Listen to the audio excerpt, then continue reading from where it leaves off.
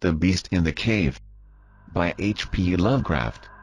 The horrible conclusion which had been gradually obtruding itself upon my confused and reluctant mind was now an awful certainty.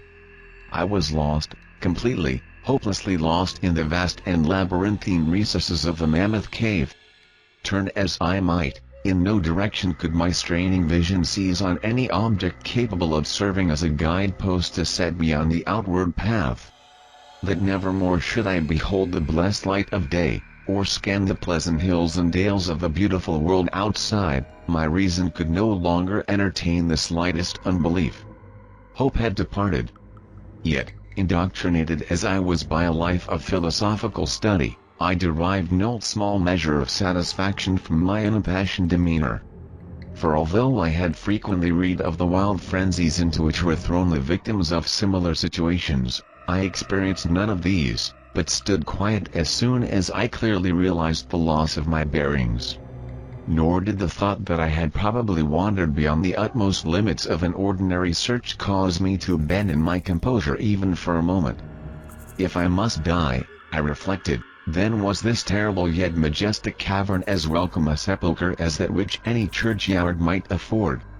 A conception which carried with it more of tranquility than of despair. Starving would prove my ultimate fate. Of this I was certain. Some, I knew, had gone mad under circumstances such as these, but I felt that this end would not be mine. My disaster was the result of no fault save my own, since unbeknown to the guide I had separated myself from the regular party of sightseers. And, wandering for over an hour in forbidden avenues of the cave, had found myself unable to retrace the devious windings which I had pursued since forsaking my companions. Already my torch had begun to expire. Soon I would be enveloped by the total and almost palpable blackness of the bowels of the earth. As I stood in the waning, unsteady light, I idly wondered over the exact circumstances of my coming end. I remembered the accounts which I had heard of the colony of consumptives, who, taking their residence in this gigantic grotto to find health from the apparently salubrious air of the underground world, with its steady, uniform temperature, pure air, and peaceful quiet, had found, instead, death in strange and ghastly form. I had seen the sad remains of their ill-made cottages as I passed them by with the party, and had wondered what unnatural influence a long sojourn in this immense and silent cavern would exert upon one as healthy and as vigorous as I.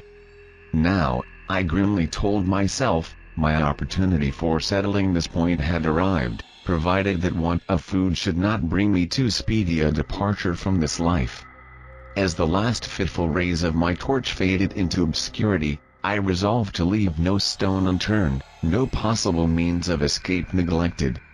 So summoning all the powers possessed by my lungs, I set up a series of loud shoutings, in the vain hope of attracting the attention of the guide by my clamor. Yet, as I called, I believed in my heart that my cries were to no purpose, and that my voice, magnified and reflected by the numberless ramparts of the black maze about me, fell upon no ear save my own. All at once, however, my attention was fixed with a start as I fancied that I heard the sound of soft approaching steps on the rocky floor of the cavern. Was my deliverance about to be accomplished so soon? Had, then, all my horrible apprehensions been for naught, and was the guide, having marked my unwarranted absence from the party, following my course and seeking me out in this limestone labyrinth?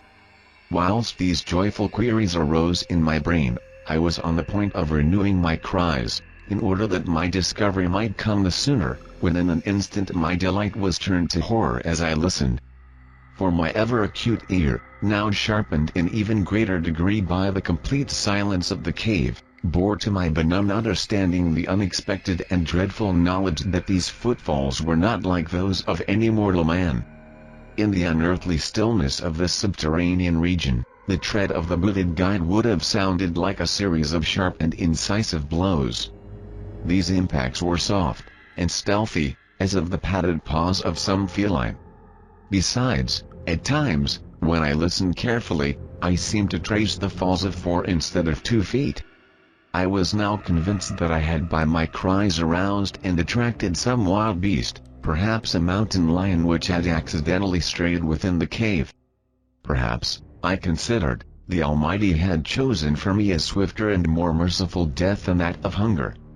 Yet the instinct of self-preservation, never wholly dormant, was stirred in my breast, and though escape from the oncoming peril might but spare me for a sterner and more lingering end, I determined nevertheless to part with my life at as high a price as I could command. Strange as it may seem, my mind conceived of no intent on the part of the visitor save that of hostility. Accordingly, I became very quiet, in the hope that the unknown beast would, in the absence of a guiding sound, lose its direction as had I, and thus pass me by. But this hope was not destined for realization, for the strange footfalls steadily advanced, the animal evidently having obtained my scent, which in an atmosphere so absolutely free from all distracting influences as is that of the cave, could doubtless be followed at great distance. Seeing therefore that I must be armed for defense against an uncanny and unseen attack in the dark, I grouped about me the largest of the fragments of rock which were strewn upon all parts of the floor of the cavern in the vicinity, and, grasping one in each hand for immediate use, awaited with resignation the inevitable result. Meanwhile the hideous pattering of the paws drew near. Certainly, the conduct of the creature was exceedingly strange. Most of the time, the tread seemed to be that of a quadruped, walking with a singular lack of unison betwixt hind and fore feet, yet at brief and infrequent intervals I fancied that but 2 feet were engaged in the process of locomotion. I wondered what species of animal was to confront me.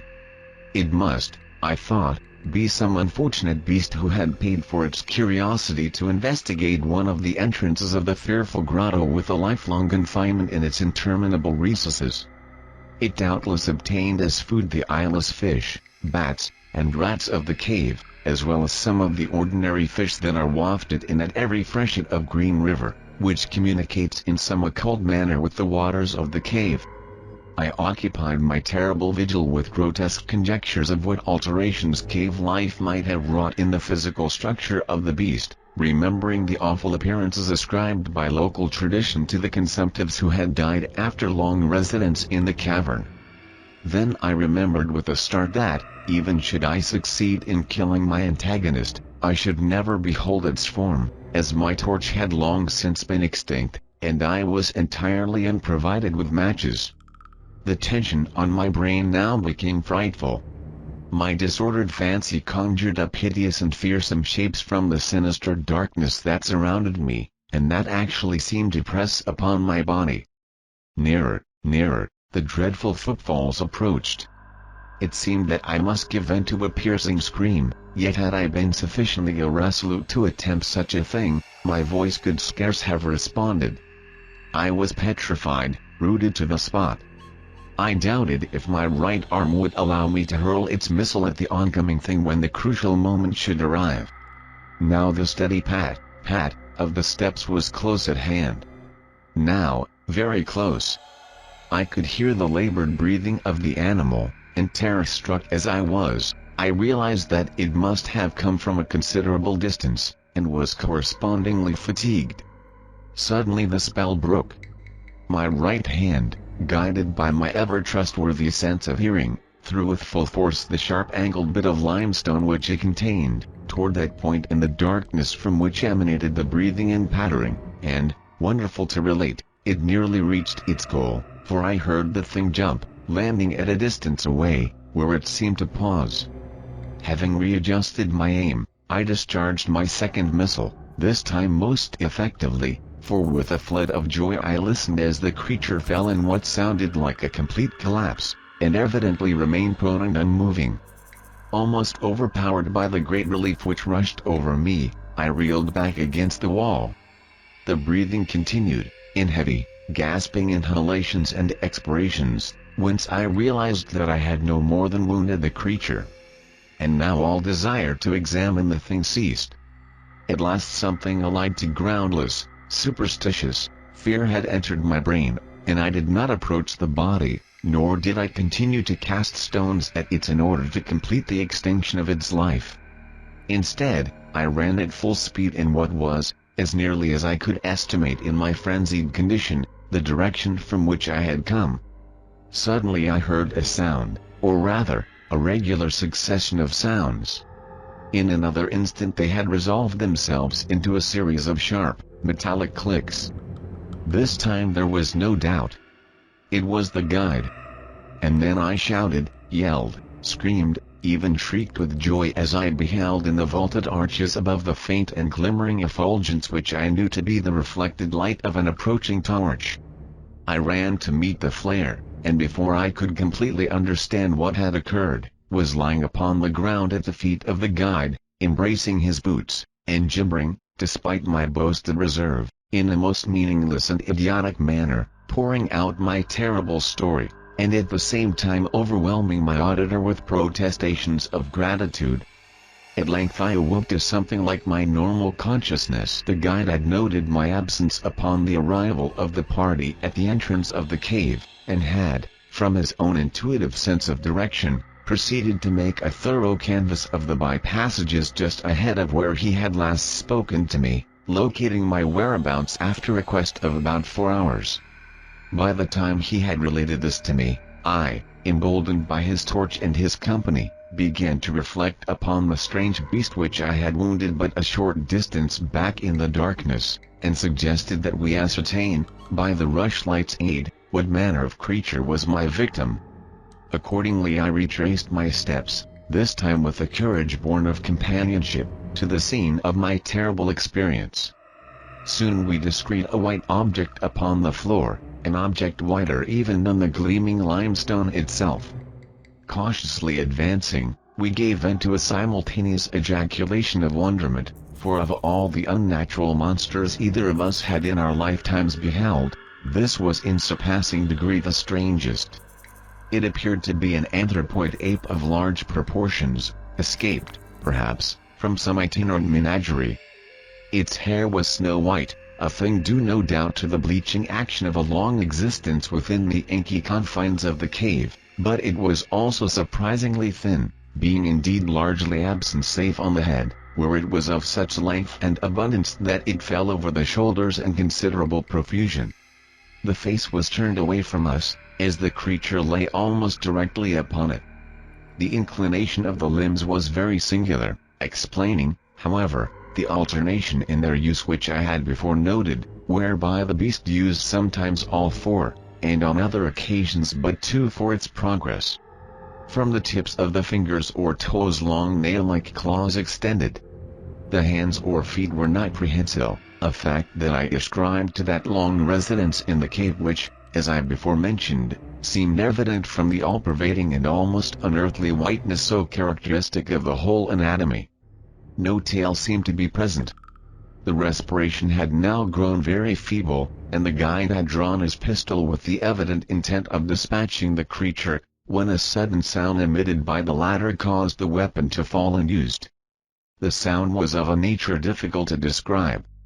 It was not like the normal note of any known species of simian, and I wondered if this unnatural quality were not the result of a long-continued and complete silence, broken by the sensations produced by the advent of the light, a thing which the beast could not have seen since its first entrance into the cave.